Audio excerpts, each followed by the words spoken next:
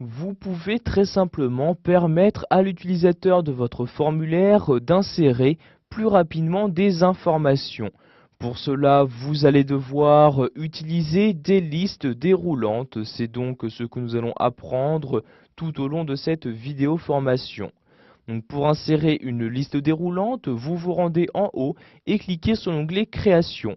Donc une fois que vous êtes dans cet onglet, vous avez normalement ici les différents contrôles qui apparaissent et nous allons ici créer donc une zone de liste déroulante. Je clique donc sur le contrôle correspondant et je vais donc maintenant pouvoir l'insérer dans mon formulaire. Donc par exemple, je vais ici l'insérer en dessous de ces différentes informations. Je clique donc à cet endroit-là pour insérer donc cette liste déroulante. J'ai automatiquement un assistant qui apparaît et qui va me proposer dans un premier temps si je souhaite utiliser des données provenant d'une table ou d'une requête ou si je souhaite saisir moi-même ces différentes données. Donc ici je vais les saisir moi-même, je coche donc la deuxième case, puis je clique sur suivant. Je vais donc maintenant pouvoir saisir ces différentes données. Tout d'abord, vous choisissez le nombre de colonnes à utiliser. Donc ici, je n'en utilise qu'une seule. Je vérifie bien qu'il y a le 1 ici. Et maintenant, pour saisir mes données, je clique dans la première cellule et je saisis par exemple ici la donnée. Donc, par exemple ici, je souhaite créer une liste déroulante qui va permettre à l'utilisateur de choisir un âge pour une personne. Donc je vais par exemple ici commencer à 19, j'appuie sur la flèche du bas pour passer à la cellule en dessous, donc ici je mets 20, j'appuie sur la flèche du bas, je mets maintenant 21, etc.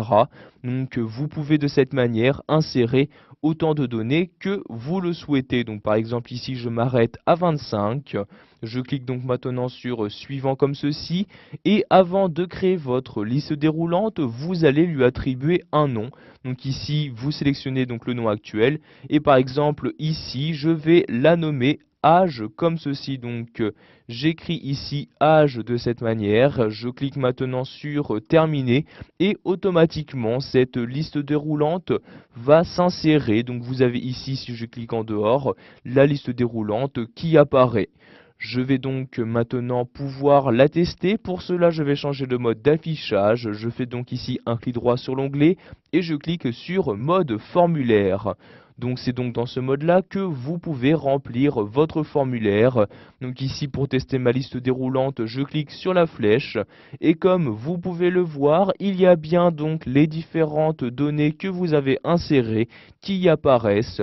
Je clique par exemple sur le 20 et automatiquement le 20 a été inséré donc dans le champ correspondant.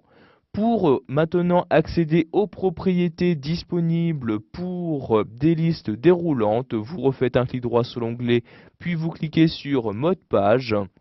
Pour maintenant faire apparaître les propriétés, donc je vais tout d'abord ici cliquer sur la croix pour fermer cette fenêtre et cliquer ensuite sur feuille de propriétés. Donc vérifiez bien ici que votre liste déroulante est donc sélectionnée et vous avez donc dans la feuille des propriétés les différents paramètres qu'il est possible de modifier afin de personnaliser votre liste déroulante.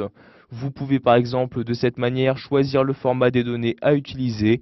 Vous y placez donc votre curseur, vous cliquez ensuite sur la flèche et vous choisissez donc le format de données à utiliser. Donc par exemple ici je vais utiliser un format standard, je clique donc sur standard comme ceci. Je peux également choisir de rendre visible ou non donc ce paramètre. Ensuite, je peux également définir une largeur et une hauteur donc pour ce contrôle.